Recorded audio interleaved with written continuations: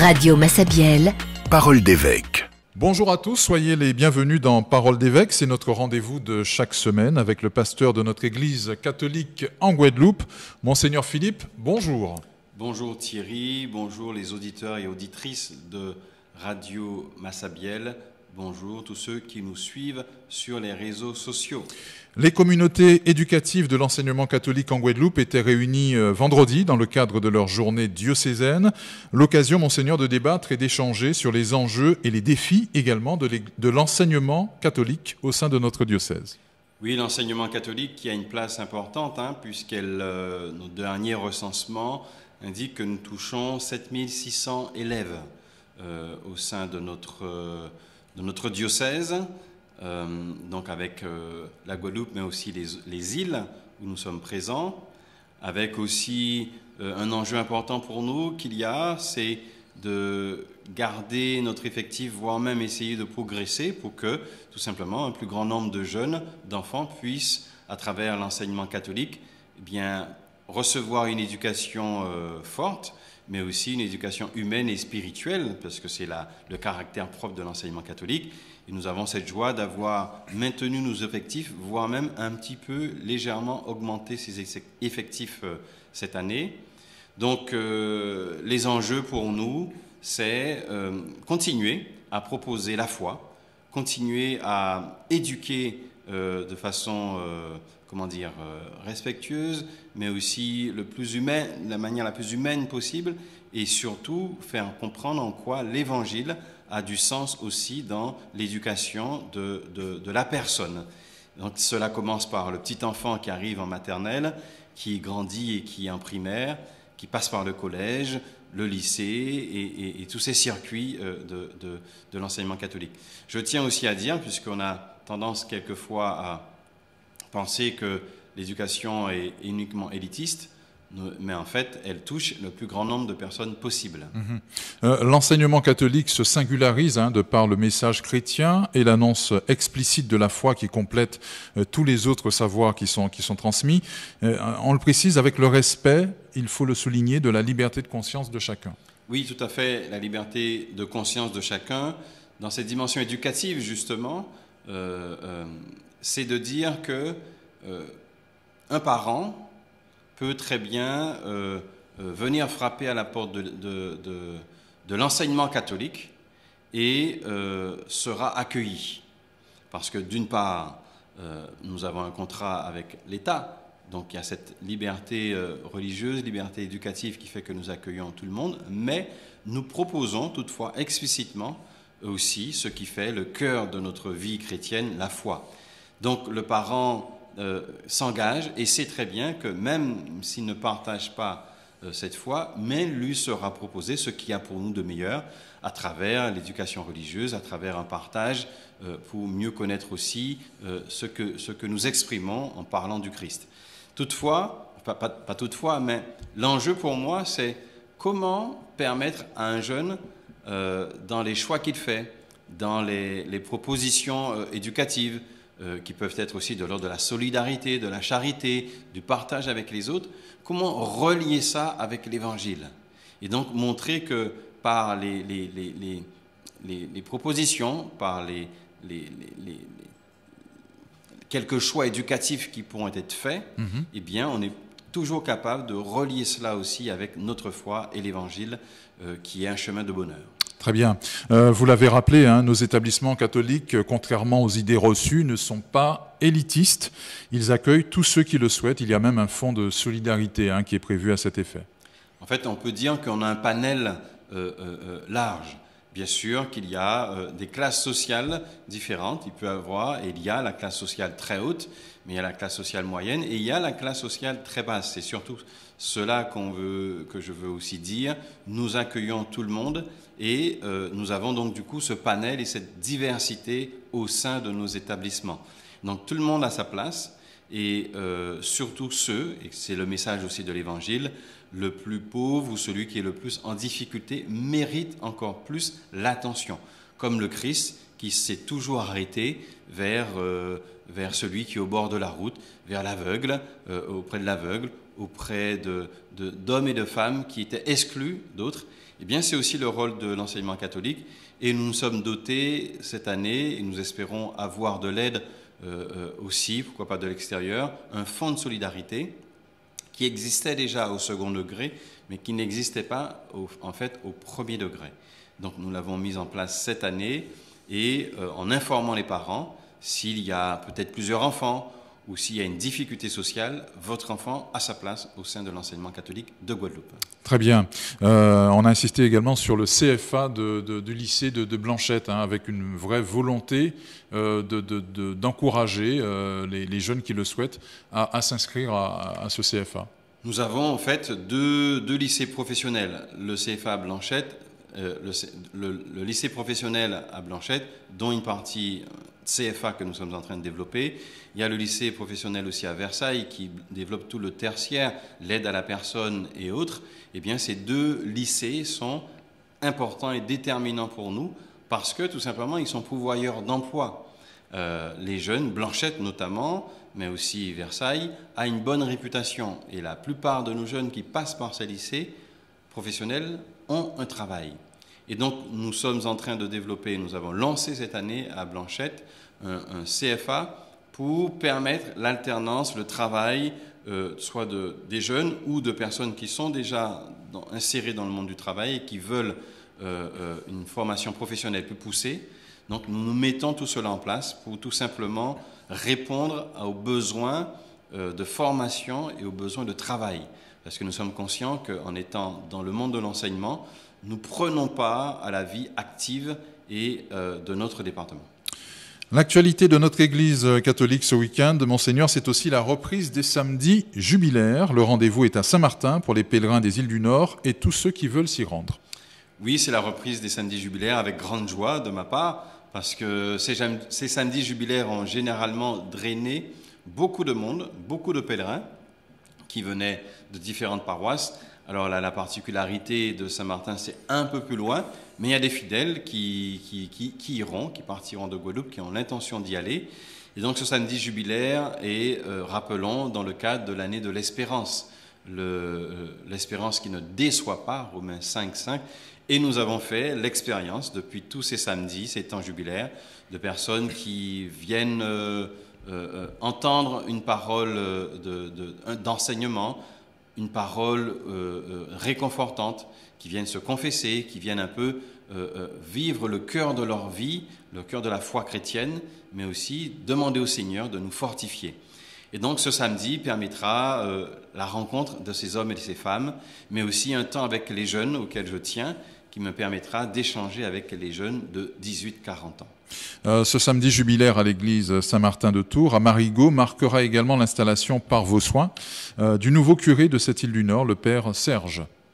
Oui, le père Serge qui deviendra le nouveau curé de Saint-Martin avec ses 3 lieux de culte, qui appartient à un doyenné qui comprend Saint-Martin et Saint-Barthélemy, doyenné où il y aura le nouveau doyen, le père Rulse, et avec cet enjeu, bien sûr, l'installation d'un nouveau curé, qu'il continue à la fois ce qui s'est vécu, passé avec le curé précédent, mais qu'il apporte sa patte, sa touche supplémentaire pour continuer cette annonce de l'Évangile au cœur des communautés de Saint-Martin.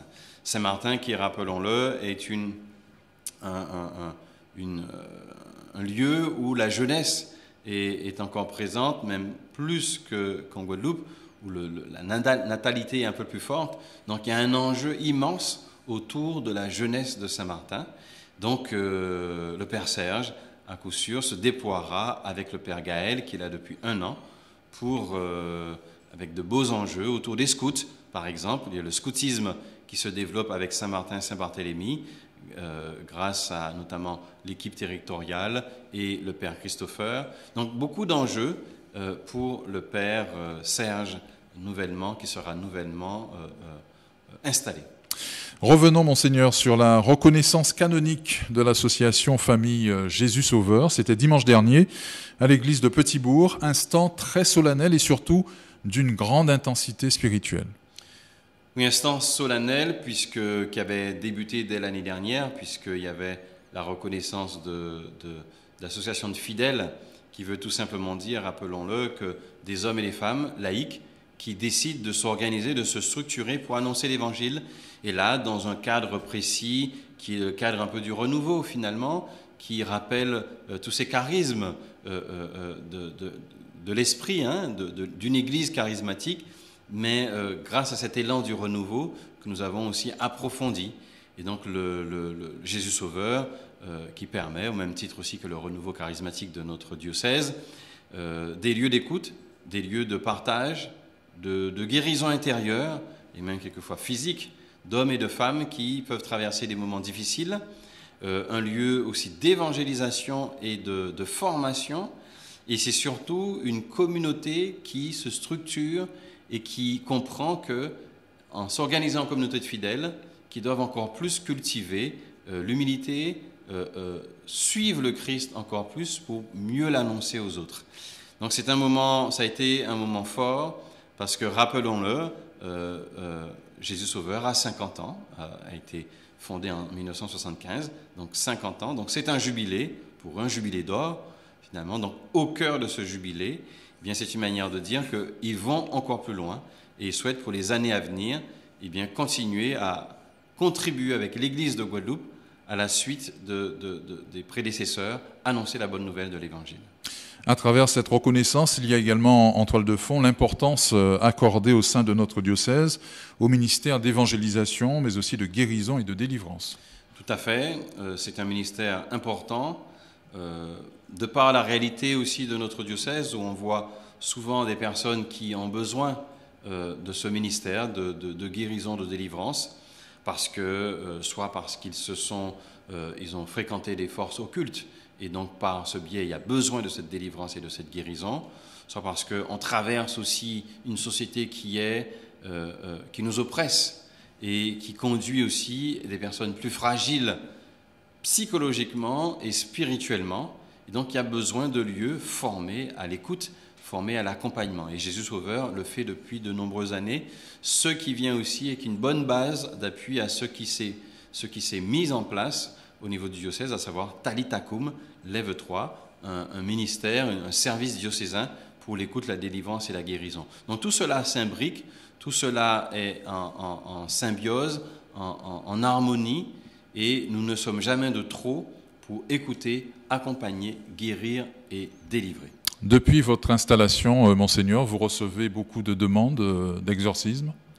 On en reçoit régulièrement et je ne croule pas sous les demandes, parce que finalement l'exorcisme est bien souvent exceptionnel.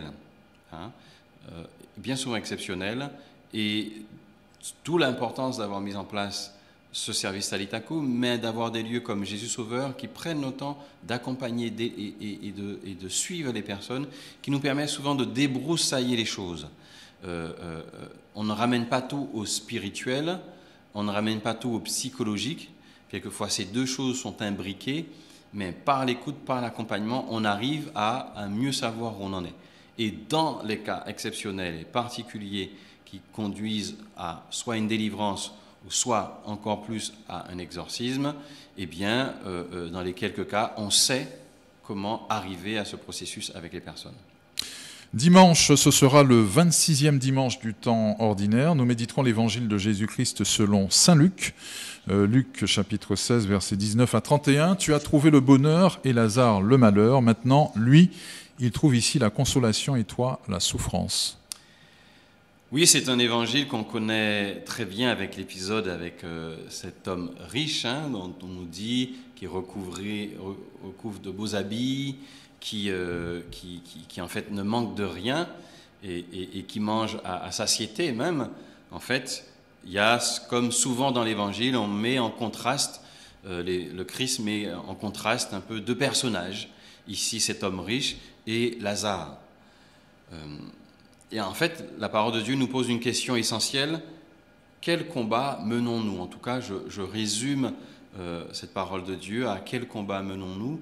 Et nous pouvons ramener aussi à la première lecture que nous avons entendue avec Amos 6, qui aussi ramène à la même question, c'est-à-dire ces hommes qui se nourrissent finalement de leur richesse, une richesse qui les alimente constamment et qui, comme dit dans Amos, qui se couchent sur des lits en marbre, qui ont de quoi manger, mais qui surtout ne se préoccupent pas de ceux qui sont dans le besoin. Donc, il y a ce parallèle entre Amos et l'Évangile, et qui se stigmatise un peu dans la deuxième lecture avec saint Paul apôtre à Timothée, qui dit « Mais quel combat menons-nous » Donc, vivre comme les autres, si rien n'existait autour de nous, si les autres n'existent pas, et donc du coup je me gave, je me remplis de ma richesse, et comme dit Amos, Israël qui est en difficulté, eh bien je ne m'occupe pas d'Israël, eh bien le Seigneur dit, eh bien tu seras déporté, tu éprouveras la même difficulté qu'Israël pour finalement te rappeler que ta richesse ne pouvait être qu'éphémère. Et dans l'Évangile, Jésus reprend ce message de la parabole du riche et de Lazare. Le riche s'habille avec le luxe, comme je disais, il festoie chaque jour, tandis qu'à sa porte, Lazare, pauvre et malade, attend en vain une compassion. Et cela m'a fait réfléchir dans l'Évangile, non seulement Lazare ne reçoit même pas les restes qui pourraient lui être balancés, ne serait-ce que de façon dédaigneuse. Eux-mêmes, les chiens, ne reçoivent même pas les restes, finalement, quand on lit bien l'Évangile, même les chiens ne reçoivent pas les restes de l'homme riche, et ces chiens viennent lécher les plaies de Lazare. Donc la seule consolation que Lazare obtient, c'est que les chiens viennent lécher ses plaies. Donc c'est pour vous montrer de quelle détresse se retrouvent ces hommes, et pour vous montrer l'écart et la distance abyssale qu'il y a sur cette terre, entre Lazare et cet homme riche. Il ignore Lazare. Finalement, ce qui va exister, le plus grand danger qu'il y aura, c'est de ne pas aimer son frère et de se détourner de son frère. Et donc, dans la deuxième lecture, saint Paul nous rappelle que le combat que nous avons à mener, c'est de la justice, la charité, de la douceur et de la foi. Voilà le combat que saint Paul nous demande de mener. Et ce combat pour la vie éternelle. Quelle est la raison de ce combat? Pour la vie éternelle. Si nous ne menons pas ce combat de la foi, qui est de chercher la vie éternelle, eh bien finalement, nous nous perdons. Et pour obtenir cette vie éternelle, eh bien il dit, c'est le combat de la foi. C'est est-ce que je cherche la justice? Est-ce que je cherche la charité? Est-ce que je cherche finalement la charité, la douceur dans la vie auprès des autres? Si je ne cherche pas cela, je me détourne. Donc, le combat, est-ce que c'est le combat du monde, celui de la réussite, du bien accumulé, celui du vivre seul, ou est-ce que c'est le combat de la foi, ouvrir mon cœur et partager avec les autres? Donc, c'est la question que je me pose, mais que je pose à chacun, finalement, quel combat je suis en train de mener? Le combat facile, comme le montre le Seigneur souvent, il y a un combat facile, c'est celui de la richesse et de tout avoir, mais qui est illusoire. Il y a un combat qui peut être un peu plus difficile, c'est d'ouvrir ses mains, de partager et d'échanger avec l'autre. Alors, le plus grand risque que nous risquons d'avoir, c'est celui de l'Évangile. Eh bien, une fois au ciel, l'homme riche constate qu'il n'est pas au bon endroit, puisqu'il est dans le lieu qui n'est pas celui du paradis, de la vie éternelle, et il demande de prévenir les siens. Et il souhaiterait que Lazare, ne serait-ce que vienne tendre une éponge pour étancher sa soif. Le Seigneur dit, non, l'écart que tu as creusé sur terre est le même écart qu'il y a entre vous aujourd'hui. Donc c'est une manière de nous dire, le jugement dernier, le salut, eh bien, commence sur terre. Notre salut commence sur terre. Ce que nous établissons comme lien avec le Seigneur aujourd'hui, eh bien, c'est ce lien que nous retrouverons là-haut. Et si nous établissons un écart, une distance avec le Seigneur, eh bien, cette distance existera de même là-haut auprès de Dieu. Voilà cet évangile, cette parole de Dieu aujourd'hui, donc pour nous inviter à mener finalement le bon combat. Et c'est sur terre qu'on prépare son ciel. Et c'est sur terre qu'on prépare son ciel, et que c'est surtout essentiellement sur terre que nous allons, et nous entrevoyons déjà ce ciel, qui est à travers mon voisin, qui est à travers l'autre, qui est déjà le reflet du Seigneur. La semaine qui s'annonce, Monseigneur, sera marquée par 2 événements de notre calendrier liturgique, la fête de Saint-Michel et des Archanges, ce sera lundi 29 septembre, et 2 jours plus tard, Sainte Thérèse de l'Enfant Jésus. Vous présiderez d'ailleurs ces 2 célébrations solennelles, d'abord au Rézé et ensuite mercredi à Prise d'Eau. Tout à fait, 2 fêtes importantes. Ce thème avec Saint-Michel, Archange, entre dans l'espérance du royaume des cieux. Bien sûr, c'est cette espérance que les anges nous montrent. Ils nous montrent qu'ils sont des êtres tournés vers Dieu, qui, paradoxalement, n'est plus le cas du malin, de Satan, qui était un être de lumière, qui est un être de lumière, mais qui s'est tourné du côté sombre. Donc l'archange nous montre Saint-Michel, qui est comme Dieu, dans le sens même de Saint-Michel, qui est comme Dieu, qui nous montre que nous pouvons prendre ce chemin de l'espérance et espérer grandement d'être dans le royaume des cieux. Donc il y a ce temps de pèlerinage et le terme m'échappe, de neuvaine. De neuvaine, voilà, de neuvaine, et donc qui permet de creuser les différents thèmes, et donc la grande fête qui aura lieu, qui rassemblera comme d'habitude des milliers de personnes à Saint-Michel.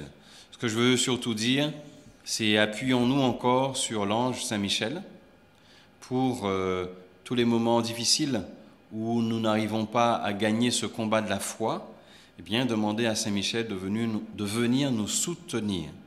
Et il peut avoir, pour X raisons, des moments où nous avons tendance à baisser les bras. Eh bien, il vient soutenir notre foi, il vient soutenir notre espérance.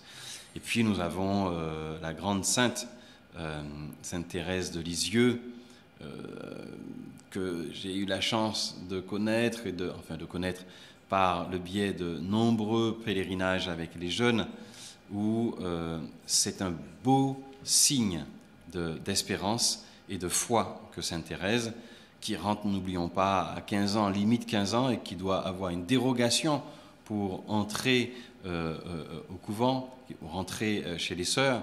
Sainte Thérèse qui va montrer par son attachement indéfectible au Seigneur, qui va aussi montrer que dans les petites choses, même au cœur des vexations ou des moments difficiles qu'elle peut traverser et qu'elle a traversé au sein de la vie religieuse, elle a toujours montré que c'est la joie qui doit régner et cette espérance et cette foi dans le Christ. Sainte Thérèse est aussi une des patronnes de France, elle est patronne des missions et donc qui montre, tout en n'ayant jamais bougé de chez elle, elle a montré que la mission va jusqu'à s'intéresser à ces hommes et ces femmes qui, le siècle dernier, partaient donner leur vie pour le Seigneur. Et donc, elle s'est dit, elle sera aussi un soutien pour tous ces missionnaires. Donc voilà, 2 moments forts, 2 temps forts que nous allons vivre avec foi et avec joie. Depuis la rentrée, on ne s'ennuie pas, Monseigneur. Le programme est toujours aussi chargé. Non, le programme est chargé, il faut l'avouer. Bon, mais on a signé pour, si j'ose dire. En tout cas, on m'a imposé les mains. Et puis tous ceux qui s'engagent à travailler ou en bénévolat, en fait, ils se rendent compte que c'est du temps, c'est de l'énergie. Bien sûr, nous devons faire attention à ne pas nous épuiser, mais c'est une belle mission que d'annoncer l'Évangile et que de permettre à les hommes et les femmes de mieux connaître le Christ. Et surtout, d'en faire des acteurs. Connaître le Christ pour qu'eux-mêmes aussi participent à cette bonne nouvelle de l'Évangile. Donc, quoi de plus beau comme programme? Donc, ça prend de l'énergie, nous devons faire attention et surtout puiser cette force dans le Christ et savoir aussi se ressourcer en lui. Nous terminons, Monseigneur, par votre prière et votre bénédiction. Au nom du Père et du Fils et du Saint-Esprit, Amen. Une prière en lien avec la parole de Dieu que nous entendons et nous avons entendu pour ce week-end, au cœur de notre vie, à la fois au cœur du combat que nous pouvons mener pour le Seigneur et avec le Seigneur. Seigneur Jésus, toi qui as ouvert ton cœur aux petits, aux pauvres et aux blessés de la vie, nous venons à toi avec nos combats. Donne-nous la grâce de ne pas vivre tournés seulement vers nous-mêmes, mais d'ouvrir les yeux et le cœur au Lazare, à ces hommes et femmes qui sont à nos portes et qui ont besoin de notre aide. Apprends-nous à mener le bon combat de la foi, à rechercher la justice, la charité, la persévérance et la douceur. Rends-nous fidèles à tes commandements, non seulement en parole, mais dans nos gestes quotidiens. Seigneur, nous savons que nous ne sommes pas seuls. Ton Esprit Saint est notre force et notre consolation, qui nous aide à témoigner dans ce monde, non par la violence ni par la richesse, mais par l'amour qui vient de toi. Alors, au terme de ce combat, nous pourrons entrer avec joie dans ta lumière éternelle, là où tu vis et règnes avec le Père et l'Esprit pour les siècles des siècles. Amen. Et que Dieu Tout-Puissant vous bénisse, le Père et le Fils et le Saint-Esprit. Amen.